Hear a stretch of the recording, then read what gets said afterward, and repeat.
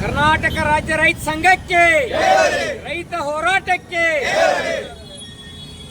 ಏನ ಇವತ್ತಿನ ದಿವಸ ರಾಯಭಾಗದಲ್ಲಿ ನಾವು ಕಬ್ಬಿನ ಬೆಲೆ ನಿಗದಿ ಮಾಡಿ ಫ್ಯಾಕ್ಟ್ರಿ ಚಾಲೂ ಮಾಡ್ಬೇಕಂತ ಹೇಳಿ ಜಿಲ್ಲೆಯ ಎಲ್ಲ ಫ್ಯಾಕ್ಟ್ರಿಗಳಿಗೆ ಮನವಿ ಕೊಟ್ಟಿದ್ದರಿಂದ ಸಾಕಷ್ಟು ಒತ್ತಾಯ ಮಾಡತ್ತಿದ್ದೀವಿ.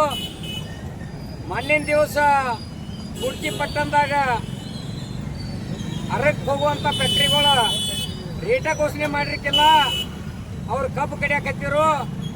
ಅದ ಪ್ರಕಾರ ಈ ಭಾಗದಾಗಿನೂ ಸಹಿತ ಮಹಾರಾಷ್ಟ್ರದ ಅಹಮದವಾಡ ಅಂತೇಳಿ ಒಂದು ಫ್ಯಾಕ್ಟ್ರಿಗೆ ಕಬ್ಬು ಹೊಂಟಿದ್ದು.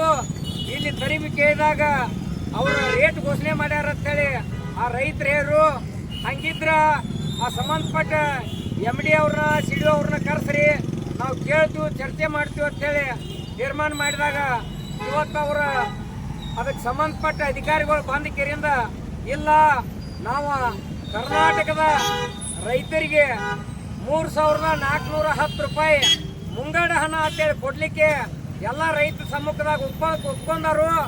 ಅವರಿಗೆ ಕರ್ನಾಟಕ ರಾಜ್ಯ ರೈತ ಸಂಘ ಹಾಗೂ ಕಬ್ಬು ಬೆಳೆಗಾರ ತುಂಬ ಹೃದಯದ ಧನ್ಯವಾದ ಹೇಳ್ತೀವಿ. ಅವರಿಗೆ ಮುಂದ 3,410 ರೂಪಾಯಿ ಅವ್ರು ಒಪ್ಕೊಂಡರು ಮುಂಗಡ ಹಣ ಅಂತೇಳಿ. ಅದಕ್ಕೆ ಎಲ್ಲಾ ರೈತರು ಸಹಿತ ಒಪ್ಪಿಗೆ ಸೂಚಿಸಿಕೆರಿಂದ ಕಬ್ಬು ಕಡಿಯಾಕ ತೀರ್ಮಾನ ಮಾಡಿದ್ವಿ. ಅದ ಮಹಾರಾಷ್ಟ್ರದ ಅಹಮದವಾಡ ಫ್ಯಾಕ್ಟ್ರಿ. ಸರ್, ಈಗ ನೀವು ಕರ್ನಾಟಕದಾಗ ಹೋರಾಟ ಮಾಡಿ ಮಹಾರಾಷ್ಟ್ರದವ್ರು ಒಪ್ಕೊಂಡ್ರ ಕರ್ನಾಟಕದಾಗ ಒಪ್ಕೋರ? ಕರ್ನಾಟಕದಾಗ ಇವತ್ತಿಗೆ ಇವ್ರು ಒಪ್ಕೊಂಡಾರ.